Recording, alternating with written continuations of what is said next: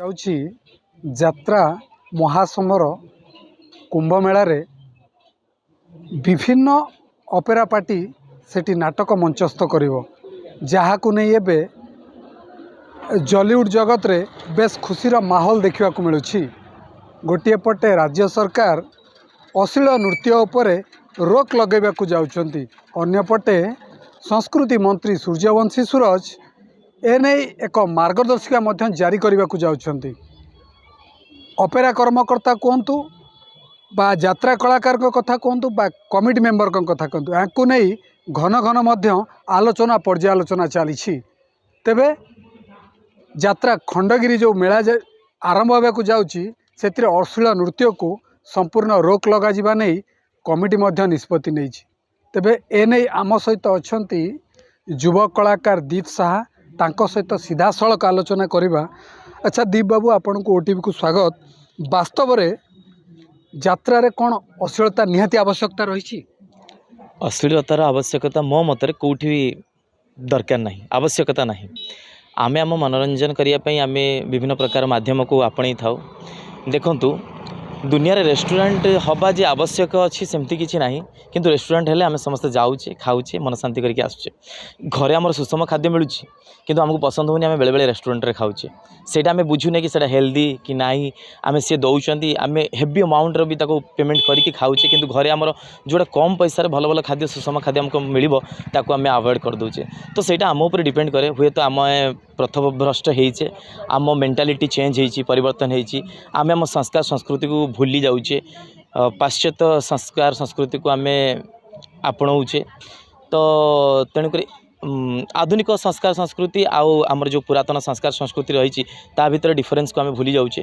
ତ ସେଇଥିପାଇଁ ମୋତେ ଲାଗେ କି ଏଇଟା ଆମର ପାଗଳାମି ହେଇପାରେ, କି ଆମର ପଥଭ୍ରଷ୍ଟ ହେଇପାରେ, କି ଆମେ ବେଳେବେଳେ ଆମେ ନେଉଛେ ଆଲକୋହଲ ନେଉଛେ, ଏସବୁ ନିଶାର ପ୍ରଭାବ ହେଇପାରେ, ଆଉ କୁସଙ୍ଗର ପ୍ରଭାବ ହେଇପାରେ। ତ ଏଇଟା ମୁଁ କହିବି କି ଏଇଟା ନିଜ ଉପରେ ଡିପେଣ୍ଡ କରେ। ଆମକୁ ଯେମିତି ଆମେ ଯଦି ରାମଚନ୍ଦ୍ର ଭଳିଆ ନିଜକୁ ସଜେଇ ପାରିବା, ତାହେଲେ ଆମ ପାଇଁ ନିହାତି ସୀତା ଭଳିଆ ସ୍ତ୍ରୀ ମିଳିପାରିବ ବୋଲି ମୋର ଆଶା। ଦୀପ ବାବୁ, ଆଉ ଗୋଟେ ପ୍ରଶ୍ନ ଆପଣଙ୍କୁ, ଯେତେବେଳେ ଯାତ୍ରାରେ ଆଇଟମ୍ ସଙ୍ଗ ଯେଉଁ ଯାତ୍ରା ରହୁଛି, ଯାହାକୁ ନେଇ ବିଭିନ୍ନ କମିଟି ମଧ୍ୟ ପ୍ରିଫର କରୁଛନ୍ତି ଆମର ଆଇଟମ୍ ସଙ୍ଗ ଆବଶ୍ୟକତା ରହିଛି, ଦର୍ଶକଙ୍କ ଚାହିଦାକୁ ନେଇ ଆଇଟମ୍ ସଙ୍ଗ କରାଯାଉଛି ବା ଅଶ୍ଳୀଳ ନୃତ୍ୟ କରାଯାଉଛି ନା ଏ ଅଶ୍ଳୀଳ ନୃତ୍ୟ ପଛରେ ଏଥିପାଇଁ ଦାୟୀ କିଏ? ଯେଉଁ ଅଶ୍ଳୀଳ ନୃତ୍ୟ କେବେ ଆଇଟମ୍ ସଙ୍ଗକୁ ଯେଉଁଭଳି ଭାବରେ କଦର୍ଥ କରାଯାଉଛି ଓଡ଼ିଆ କଳା ସଂସ୍କୃତି, ଓଡ଼ିଆ ଅସ୍ମିତାକୁ, ଏଥିପାଇଁ ଦାୟୀ କିଏ? ସିଧାସଳଖ ଦାୟୀ କିଏ?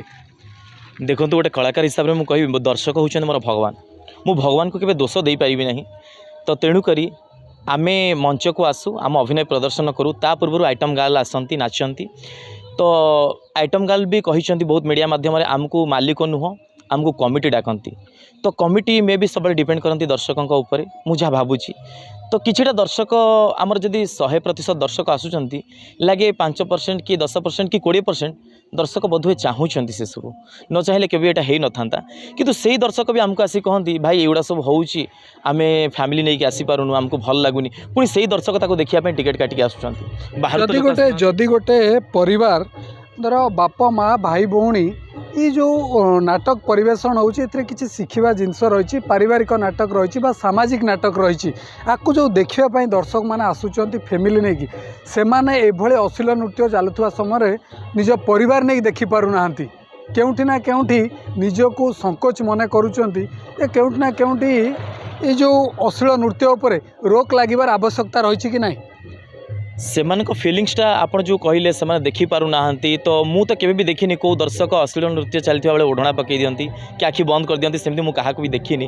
ସମସ୍ତେ ଦେଖନ୍ତି, ହୁଏତ କାହାକୁ ଭଲ ଲାଗୁନଥିବ ସେତେ ପରିମାଣରେ, କିନ୍ତୁ ସମସ୍ତେ ପ୍ରାୟ ଦେଖନ୍ତି।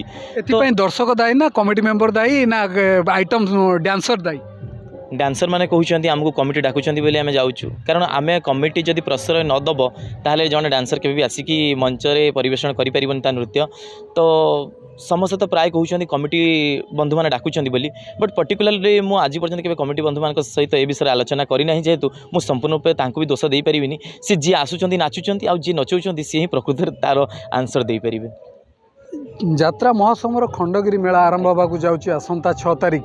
ଏଥିରେ ଆଇଟମ୍ ସଙ୍ଗକୁ ସମ୍ପୂର୍ଣ୍ଣ ରୋକ ଲଗାଯାଇଛି जदि आम कहीपर ए नहीं विधानसभा प्रश्न उठी जी आमर रही धामनगर विधायक तथा संस्कृति मंत्री सूर्यवंशी सूरज एक कथा विधानसभा उठे या मार्गदर्शिका खूब शीघ्र जारी होगा जाऊँगी आपको केमती देखुं सुंदर पदक्षेप कारण गुरुजन मैंने जो स्टेपटा नहीं बहुत बढ़िया स्टेप नहीं खाली आमे नुहे ओडिशा सरकार हूँ आमर पब्लिक हूँ दर्शक कमिटी कलाकार समस्ते मिसिकी बोध ये डिसीजन नहीं कि आइटम गाल न आसवा दरकार तो पेटपाटणा कथा मुझे कहूनी से न आसतु बोली आसतु सब जिन गोटे लिमिट अच्छी गोटे हद भितर रही आम कम करवा सब जिन प्रत्येक जिन आमर जदि आमर यात्राटा 4 घंटा मुझे 4 घंटा जगह 8 घंटा करी दिन 10टा जाए यात्रा करी से जिते सुंदर बहीटे होते भी जिते सुंदर कलाकार अभिनय कले भी लोक देखिए ना सेमती सब जिन गोटे हद अच्छी से पर्यंत सीमा पर्यंत करूँ भल लगे भी आम मना करूँ आसतु किंतु सुंदर भाव में करूँ जोड़ा समस्त भल लगे कथार अच्छी आम कादू को जीवा कहीं गोड़ धोवा कहीं जदि आम भितर कला अच्छी आम भी तो कलाकार आम भी तो पेट पोषुचु यही अभिनय देखिए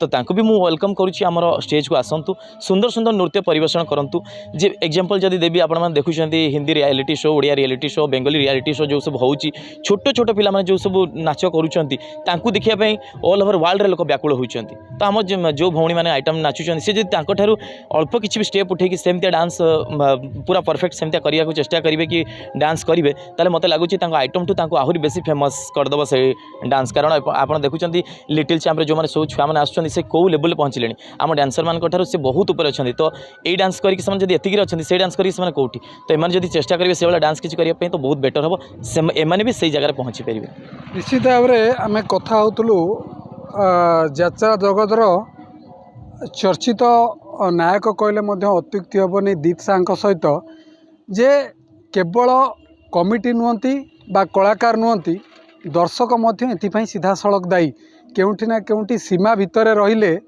सबकिछि संभव हो पार ओडिया कला संस्कृति लोकलोचन को आसीपर यात्रा अश्लील नृत्यर आवश्यकता नहीं निश्चित भाव में यह एक उत्तम पदक्षेप एवं आग को हवा जाऊँगी यात्रा महासंभर जो कुंभ मेला चलो जो यात्रा जो दीर्घ दिन धरी लगी यात्रार जो महासमर चलो एथिरे केउटी ना केउटी आइटम सॉन्ग को जो रोक लगा जाउछि निश्चित भाव में यह एक उत्तम पदक्षेप कलाकार माने आसतु नृत्य करंतु किंतु सीमा भितर रही अश्लीलता ठारू दूरे रही जदि नृत्य परिवेषण करते निश्चित भाव में दर्शकंकर प्रियभाजन हो पारते बिना अश्लील नृत्य अपेरा लोक देखा आसते और परिवार सहित अपेरा लोक देखिपारते निश्चित भाव में केउठी ना केउठी उभयंकर भूल रोची दर्शक कथा कहतु बा कमिटी मेंबर कथा कहतु सीधा सड़क जहाँ दीप साह कहते जे ये अश्लील नृत्य को निश्चित भाव में रोक लगिबार आवश्यकता रही विधानसभा एक कथा उठी अन्यपटे सरकार एप्रति गुरुत्व सह नहीं मार्गदर्शिका खूब शीघ्र जारी करेंगे एभली किछि हेले निश्चित भाव में ए अश्लील नृत्य को रोक देहब भद्रक धामनगर विवेकानंद सामल OTV।